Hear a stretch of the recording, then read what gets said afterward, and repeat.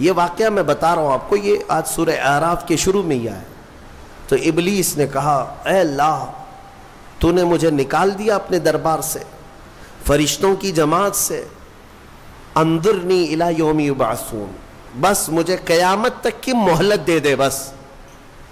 اور رب تعالیٰ سے ڈائریکٹ چیلنج کر رہا ہے، اللہ سے چیلنج کر رہا ہے، مجھے تو ٹائم دے دے بس۔ کیا کرے گا؟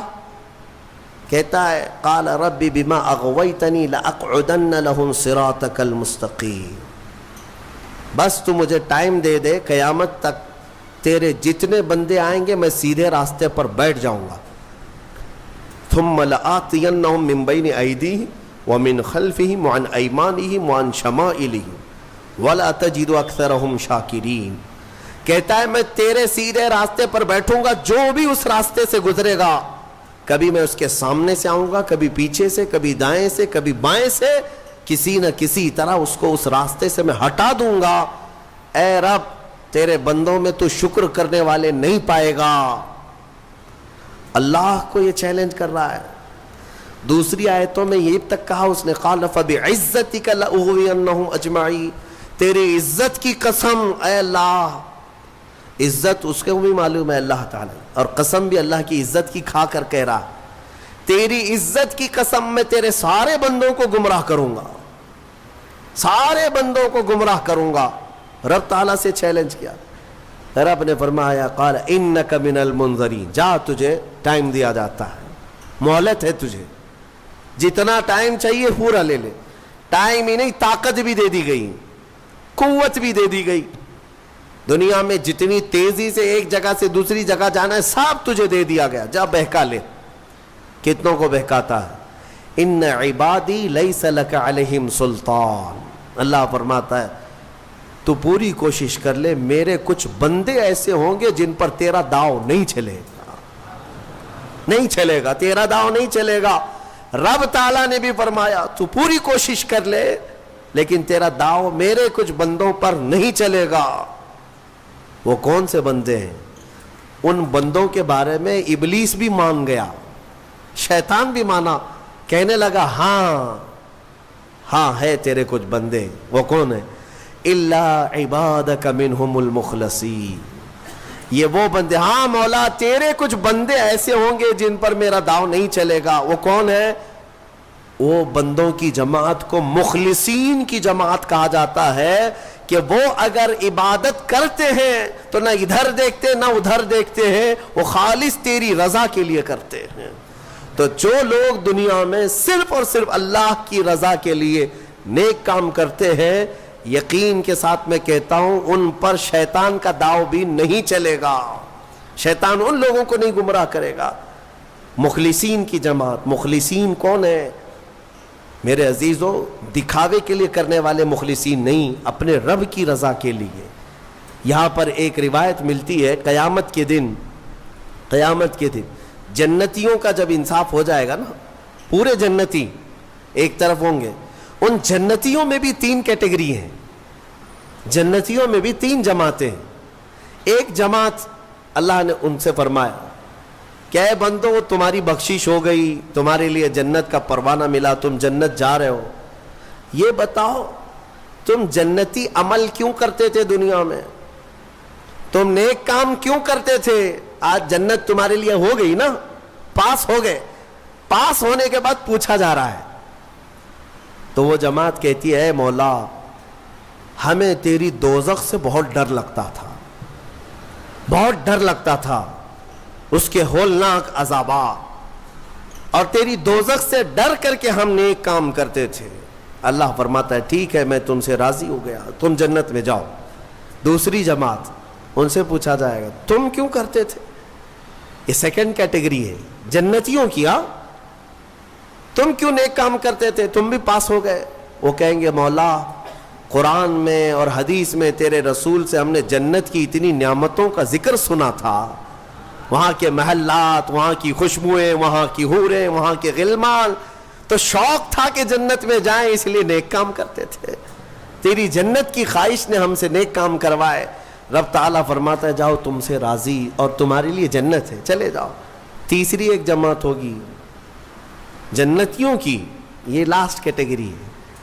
ان سے پوچھا جائے گا میاں آپ بھی پاس ہو گئے, جنت میں جا رہے ہو نیکیوں کی وجہ سے, تم کیوں نیکیاں کرتے تھے؟ وہ کہیں گے کہ مولا ہم نہ جنت کے لیے کرتے تھے نہ دوزخ کے لیے, ہم تو خالص تیری رضا کے لیے کرتے تھے, تو راضی ہو جا, بس ہمارا مقصد اتنا تھا. تو رب تعالیٰ فرمائے گا جاؤ میں تم سے راضی ہو گیا اور جنت میں جاؤ.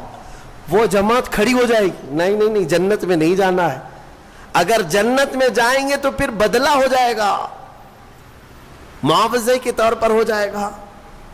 پھر ہم کو اندر جانے کے بعد دوسرے لوگ تانا ماریں گے تم بھی جنت کے لیے کرتے تھے, وہاں بولے کچھ اور ہو, ہم نہیں جائیں گے جنت میں. رب تعالیٰ پھر دوبارہ فرمائے گا کیا ہے مومنوں میں تم سب سے راضی ہوں, تم میری رضا کے لیے کر رہے تھے, میں راضی ہوا, جاؤ جنت میں. وہ کہیں گے مولا نہیں, جنت میں جائیں گے تو پھر یہ مسئلہ آ جائے گا کہ تم جنت کے لیے کیا کرتے تھے, ہم تو تیری رضا کے لیے کرتے تھے. یہاں تک کہ روایت میں فرمایا گیا فرشتوں کو حکم ہوگا کہ ان کو بیڑیاں پہنا اور کھینچ کے جنت میں لے جاؤ.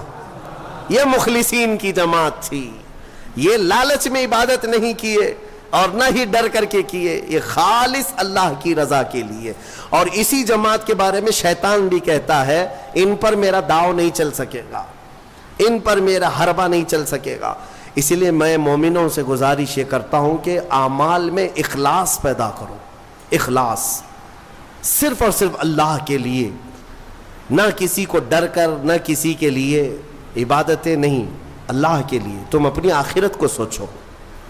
میں ایک بزرگ کے متعلق پڑھا تھا 30 سال تک انہوں نے پہلی صف میں نماز ادا کی جماعت کے ساتھ, ایک نماز بھی نہیں چھوٹی, تکبیر اولا بھی نہیں چھوٹی, 30 سال تک. توجہ چاہتا ہوں, 30 سال تک ایک نماز میں ایک جماعت نہیں چھوٹی اور پہلی تکبیر بھی نہیں چھوٹی, پہلی صف میں کھڑے رہتے تھے. 30 سال کے بعد ایک دن مغرب میں آئے تو ایک رکعت ہو گئی. 30 سال کے بعد ایسا موقع آیا, پیچھے رہ گئے.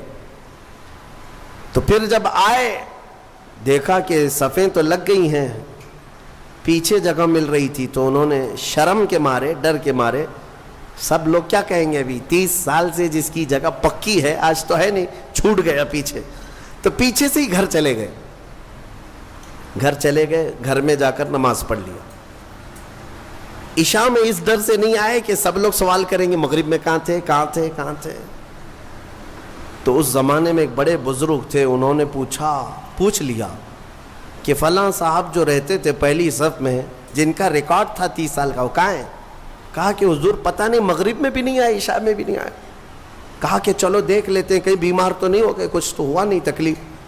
گئے تو گھر میں بیٹھے ہوئے تھے, پوچھا کہ کیا بات ہے, مغرب میں بھی نہیں عشاء میں بھی نہیں. کہا مغرب میں آیا تھا لیکن ایک رکعت ہو گئی تھی, میں شرم کے مارے پہلی صف میں نہیں آیا, پہلی صف میں جگہ نہیں مل رہی تھی, شرم کے مارے میں پیچھے نہیں کھڑا ہوا کہ لوگ کیا کہیں گے, میں واپس گھر میں آ کر نماز پڑھ لیا. اس بزرگ نے ان سے کہا جو 30 سال کی عبادت کر چکے تھے, کہا کہ اے بندے جا پچھلے 30 سال کی نمازوں کو پھر سے ریپیٹ کر لے, دوہرا لے, اس لیے کہ جو تو نے نمازیں پڑھی وہ صرف اسی نیت سے پڑھی کہ لوگ کیا کہیں گے, لوگ کیا کہیں گے. تجھے اس بات کا خیال نہیں ہے کہ تو عبادت اللہ کے لیے کرتا ہے, جا پچھلے 30 سال کی نمازیں اعادہ کر لے, پھر سے پلٹا لے. عزیزان گرامی, اخلاص ایک بڑی دولت ہے, اللہ تعالیٰ اپنے مخصوص بندوں کو عطا کرتا ہے. بات میں یہاں پر سمیٹتا ہوں کہ ابلیس لعین آدم علیہ السلام کو سجدہ نہ کیا, غرور اور گھمنڈ میں اللہ تبارک و تعالیٰ سے چیلنج کر کے نکلا. اسے اللہ نے ٹائم دیا, وقت دیا قیامت تک کا, اور وہ بہکاتا گھوم رہا ہے ابھی بھی. ہاں بس رمضان میں قید ہوا ہے, رمضان میں شیاطین کو قید کیا گیا, یہ حدیث پاک سے ثابت ہے. ابھی تو ہے نہیں, ہماری محفل میں بھی نہیں ہے اور ابھی رمضان میں کہیں ہے نہیں, لیکن پھر بھی کچھ لوگ ابھی بھی روزہ چھوڑتے ہیں. یہ کون سے شیطان ہیں؟ نماز میں نہیں آتے, پھر یہ کون ہیں؟ ان کو کون سلاتا ہے؟ ان کو کون؟ شیطان کا کوئی خلیفہ ہے؟ شیطان کسی کو اپنی ڈیوٹی دے کر کے گیا ہے؟ یہاں پر نفس امارہ ہے، وہ ہر ایک کے اندر ہے. انشاءاللہ پھر آگے کبھی میں عرض کروں گا، وہ ہر انسان کے پاس ہے. جس نفس نے شیطان کو بھی گمراہ کیا تھا وہ نفس تو ہمارے پاس ہے. نفس ایک بہت ہی خطرناک چیز ہے. اسی سے لڑنے کو میرے آقا نے جہاد اکبر کہا. جو اپنے نفس کے خلاف لڑائی کرے گا وہ جہاد اکبر ہے، بڑا جہاد ہے. تو بہرحال آدم علیہ الصلاۃ والتسلیم کی پیدائش ہوئی اور آپ کو وہاں سے جنت میں رکھا گیا.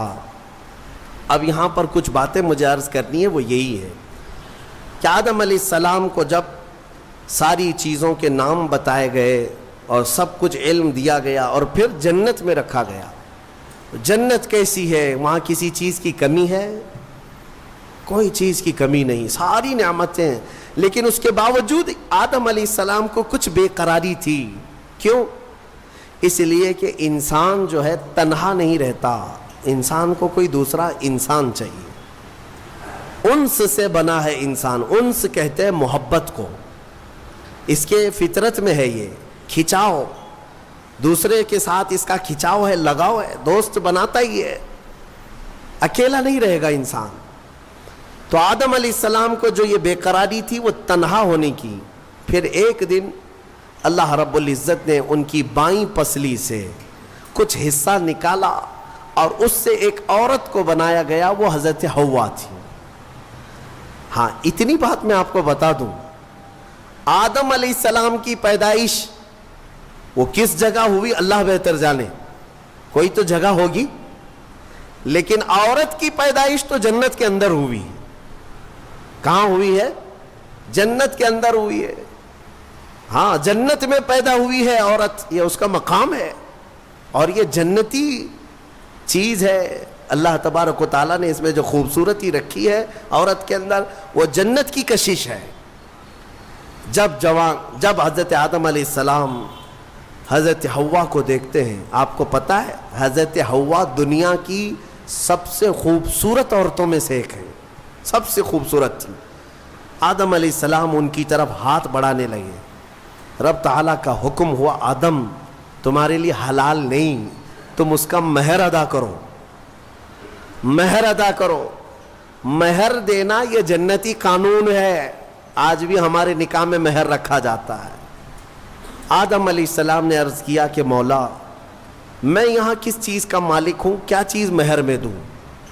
رب تبارک و تعالیٰ نے فرمایا آدم تمہاری اولاد میں اخیر زمانے میں میرا ایک محبوب نبی پیدا ہوگا جس کو آسمانوں میں احمد، زمینوں میں محمد کہا جائے گا. آدم تم اس پر 20 بار درود بھیجو، یہ حوا کا مہر ہو جائے گا. شیخ عبدالحق محدث دہلوی رحمۃ اللہ علیہ نے بھی اس کو لکھا ہے. آپ اندازہ کرو ہماری ماں کا مہر درود پاک ہے. ہماری ماں ہمارے باپ کے لیے حلال ہوئی تو درود کے صدقے میں حلال ہوئی. اور جس کو درود سے چڑ ہے اسے سوچنا چاہیے کہ حلال ہونے کا طریقہ آدم علیہ السلام کے لیے حضرت حوا درود رکھا گیا. درود کے منکر تو کہاں جائے گا؟ کیا اپنے ماں باپ کے بارے میں شک کرے گا؟ آدم علیہ السلام اس کے بعد حضرت بی بی حوا کو چھوتے ہیں. دونوں مزے سے رہ رہے تھے. قرآن میں اللہ فرماتا یا آدم اسکن انت وزوجک الجنت فکلا منہا حیث شئتما. رب فرماتا ہے تم اور تمہاری بیوی جنت میں رہو، جو چاہے کھاتے رہو، جہاں سے من کرے کھاؤ. جنت میں گھومتے رہو، پھرتے رہو، ساری چیزیں تمہارے لیے اب حلال ہیں.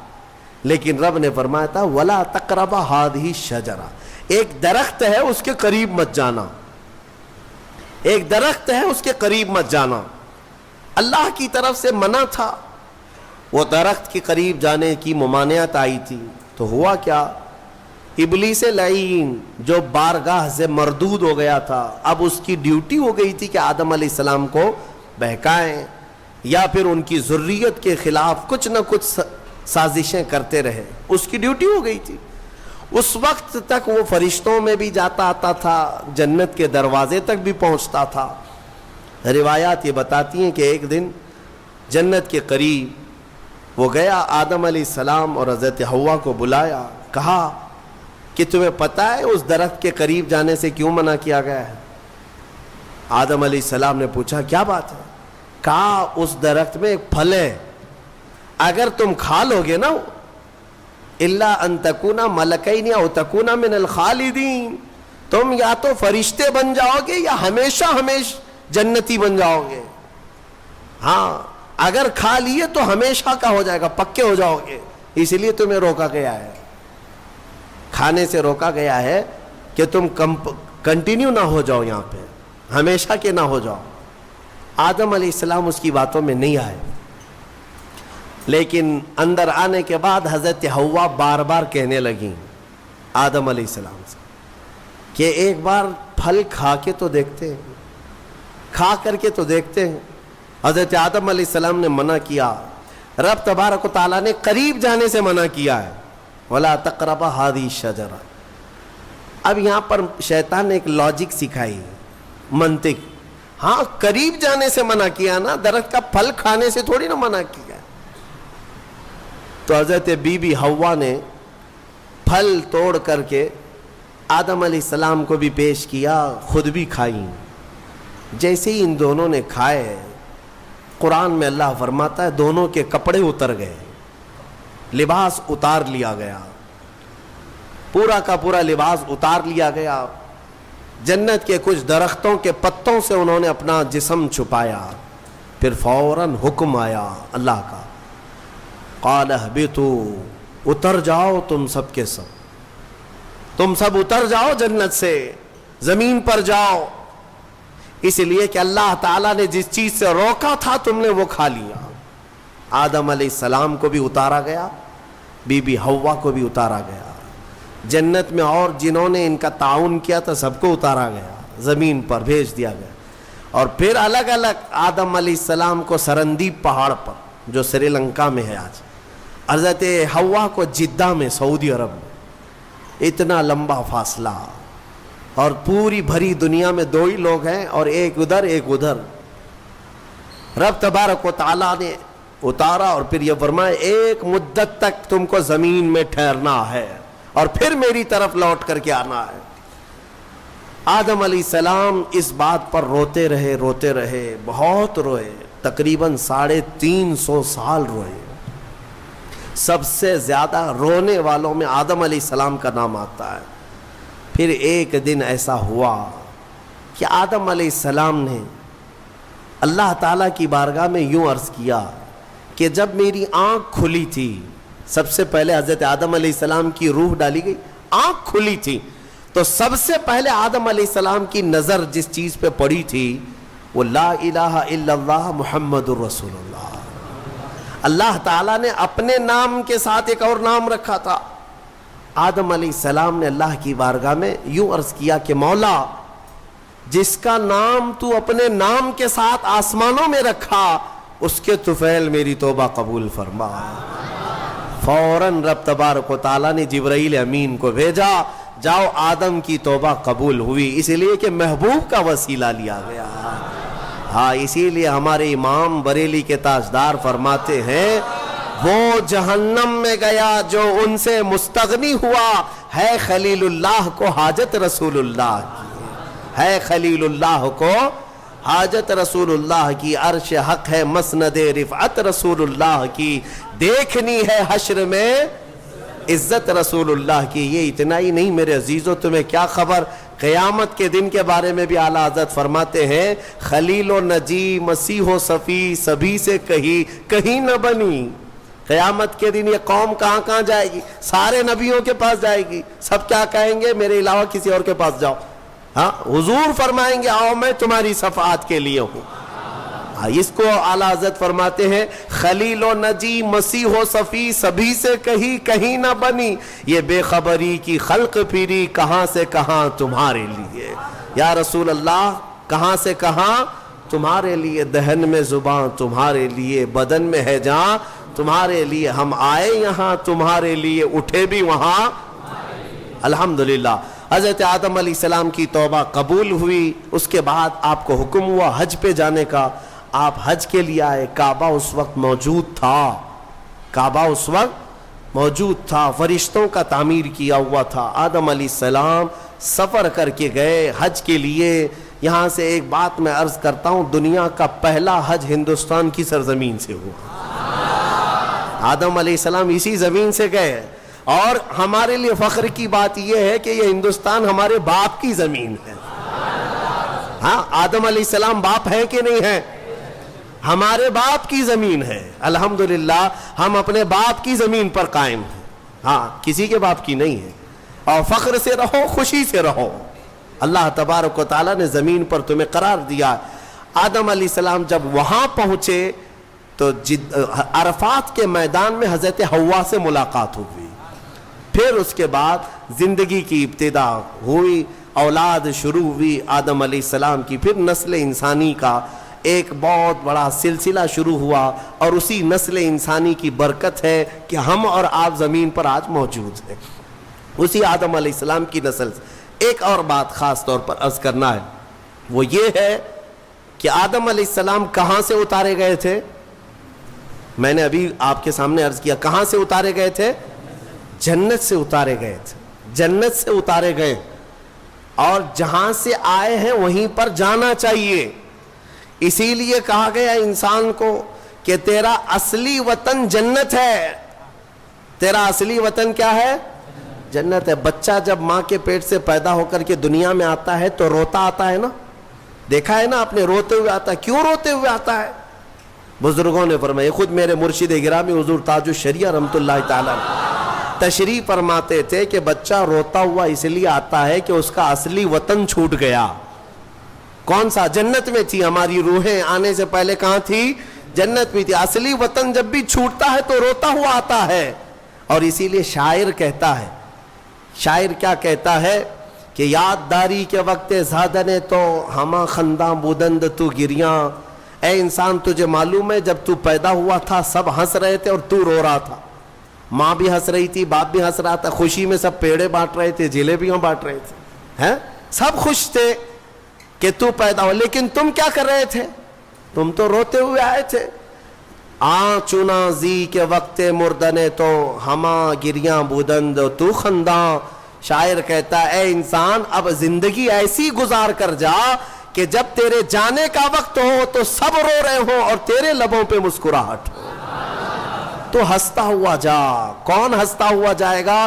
جسے اپنے وطن پر جانے کا شوق ہو، اپنے اصلی وطن جانے کا جسے بھی شوق ہوگا، موت کے وقت اس کے لبوں پہ مسکراہٹ ہوگی، اور جسے جہنم جانے کا ہوگا، خاک مسکرائے گا، خاک مسکرائے گا، وہ تو ملک الموت کی شکل دیکھ کر کے لال پیلا ہو چکا ہوگا۔